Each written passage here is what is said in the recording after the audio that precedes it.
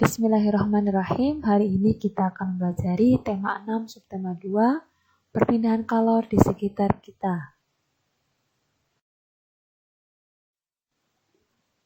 Di sini ada sebuah bacaan berjudul kegiatan pelelangan ikan. Nanti kita akan mencari tahu pokok pikiran pada setiap paragraf. Ibu kasih waktu untuk membaca dulu bacaan tersebut, boleh di pause dulu. Silakan dibaca.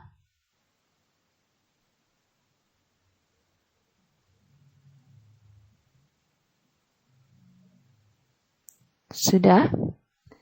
Kita cari dulu ya pokok pikiran di paragraf yang pertama. Sebagai contohnya nanti paragraf selanjutnya bisa anak-anak cari sendiri. Kita baca bersama-sama paragraf pertama. Kegiatan pelelangan ikan merupakan sebuah kegiatan pertemuan antara para nelayan penangkap ikan sebagai penjual ikan dengan para pembeli yang biasanya adalah para pedagang ikan.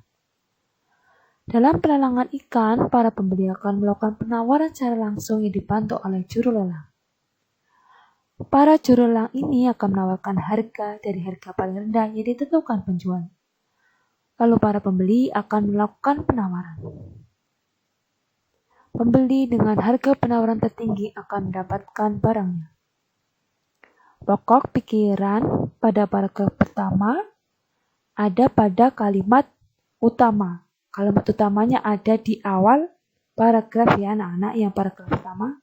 Jadi kalimat utamanya, kegiatan pelelangan ikan merupakan sebuah kegiatan pertemuan antara para nelayan penangkap ikan sebagai penjual ikan dengan para pembeli yang biasanya adalah para pedagang ikan. Jadi kalimat utama itu bisa ada di awal paragraf, tengah, atau akhir paragraf. Nah, dari kalimat utama kita akan mencari pokok pikirannya. Kalimat utama yang paragraf pertama ada di awal ya. Kita cari pokok pikirannya. Pokok pikirannya adalah apa? Pelelangan ikan merupakan sebuah kegiatan pertemuan antara para nelayan penangkap ikan dan para pembeli, yaitu para pedagang ikan. Nah, dari bacaan tersebut kita dapat tahu ya, siapa saja sih yang terlibat dalam pelelangan ikan itu? Siapa saja coba? Ada nelayan, juru lelang, pedagang besar, dan penyedia alat transportasi. Kita akan cari tahu ya, apa peran dari orang-orang yang terlibat di pelelangan ikan. Nah, tadi kan nelayan perannya tadi apa coba dari bacaan itu? Sebagai penjual ikan di tempat pelelangan ikan. Tadi kan mereka berlayar mencari ikan di laut, kemudian dibawa ke pelelangan ikan. Nah, di pelelangan ikan ada yang namanya juru lelang, perannya sebagai orang yang menawarkan harga pada calon pembeli. Jadi para nelayan itu meminta jasa kepada juru lelang untuk menawarkan harga pada calon pembelinya. Kemudian ada pedagang besar yang mengumpulkan ikan-ikan itu. Perannya setelah dikumpulkan dia apa? Menjual ikan ke daerah lain. Lalu ada penyedia alat transportasi yang perannya sebagai yang membawa ikan dari TPI ke tempat lainnya.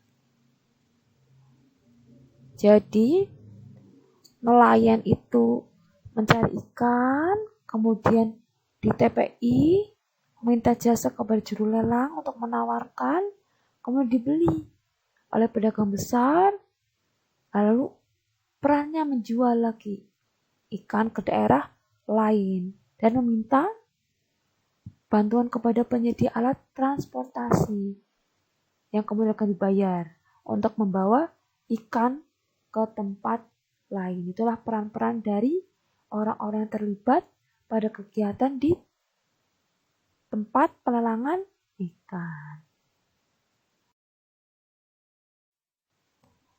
Nah, orang yang terlibat tadi mempunyai hak dan kewajiban. Kemarin kita sudah belajar tentang hak kewajiban sebagai pelajar, hak kewajiban sebagai anak, seperti itu. Lalu kita akan mencari tahu hak dan kewajiban orang-orang yang terlibat dalam pelelangan ikan tadi, contohnya ya.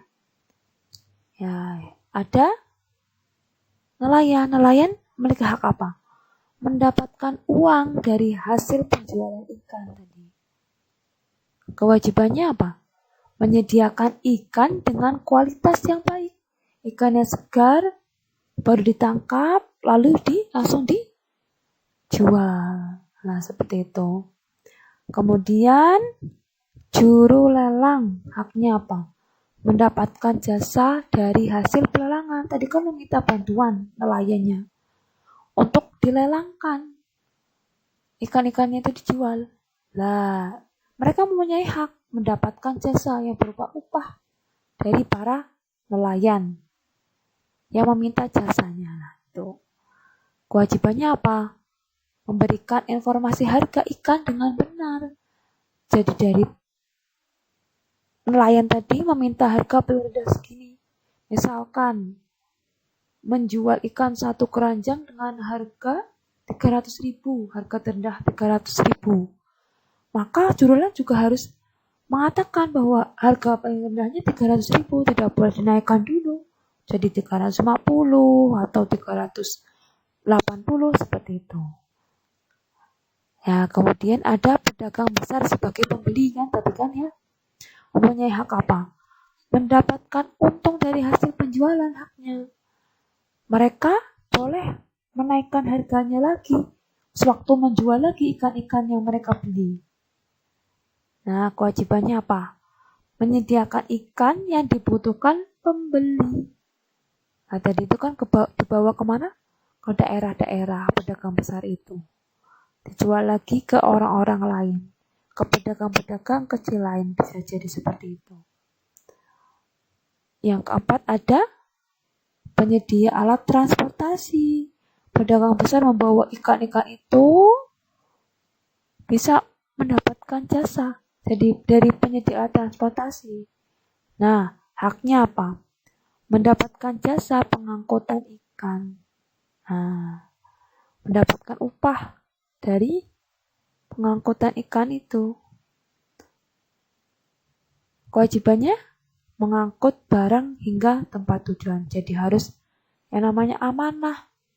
Membawa ke daerah A, ya harus ke A, tidak boleh pergi ke daerah yang lain.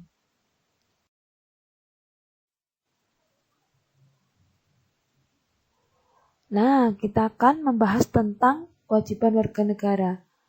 Tadi kan sudah mengetahui kewajiban dan haknya ya masyarakat di lingkungan TPI itu ya, seperti pedagangnya dan lain-lain. Nah, mereka juga sebagai warga negara. Kita akan bahas beberapa contoh kewajiban warga negara. Yang pertama adalah membayar pajak. Kedua, menjunjung tinggi dasar negara, hukum, dan pemerintahan. Ketiga, berperan serta dalam usaha pembelaan negara. Keempat, menghormati hak asasi orang lain. Kelima, turut serta dalam pembangunan untuk membangun bangsa dan negara. Keenam, mengikuti pendidikan dasar. Kalau ini adalah apa? Haknya ya. Tadi kewajiban dan ini hak warga negara. Pertama, setiap warga negara memiliki kedudukan yang sama di mata hukum dan di dalam pemerintahan. Kedua, berhak atas pekerjaan dan penghidupan yang layak. Pada pasal 27 ayat 2. Ketiga, setiap warga negara berhak untuk berserikat dan berkumpul dan mengeluarkan pendapat. Keempat, bebas memilih agama dan kepercayaan. Pasal 29 ayat 2. Kelima, setiap warga negara berhak atas usaha pembelaan negara. Keenam, setiap warga negara berhak memperoleh pendidikan dan pengajaran. Ketujuh, setiap warga negara berhak mempertahankan wilayah NKRI. Itu tadi contoh-contohnya mengenai hak warga negara. Sekian, terima kasih.